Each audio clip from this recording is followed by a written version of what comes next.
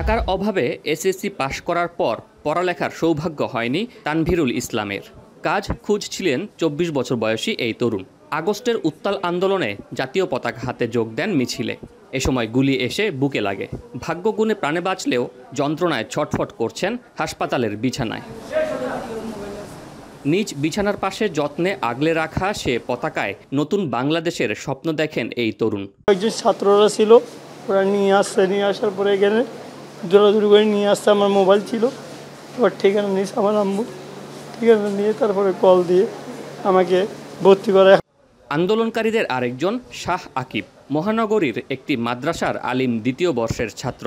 আদরের বোনকে সাথে নিয়ে আন্দোলনে যান পরিবারের কাউকে না জানিয়েই। গুলিবিদ্ধ হন সিআরবি এলাকায়। আহত হয় তার বোনও। আমার একদম সামনে ছিলাম, আমি আর আমার আপু একসময় পালাতে গিয়ে বুটটা গাইছি, দুজনের কাছে।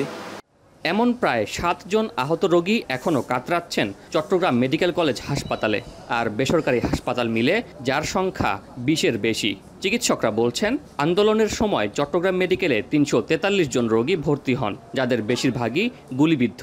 ৫ তারিখ এবং ৬ তারিখ আমরা অনেক বুলেট ইনজুরি বা স্ট্যাব ইনজুরি এগুলো আমরা পেয়েছি।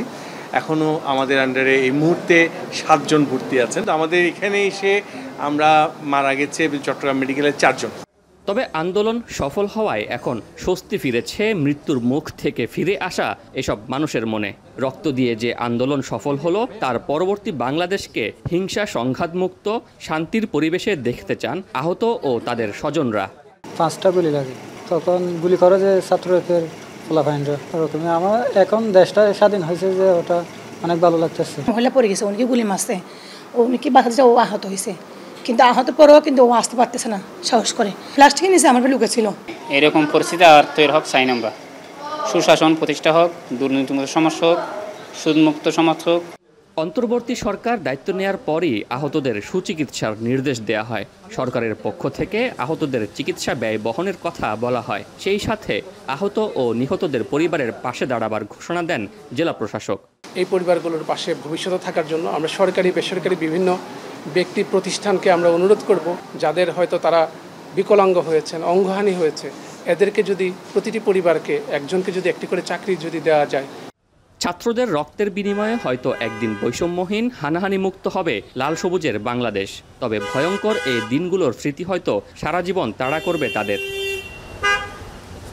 শোয়েব রহমান, এখন, চট্টগ্রাম।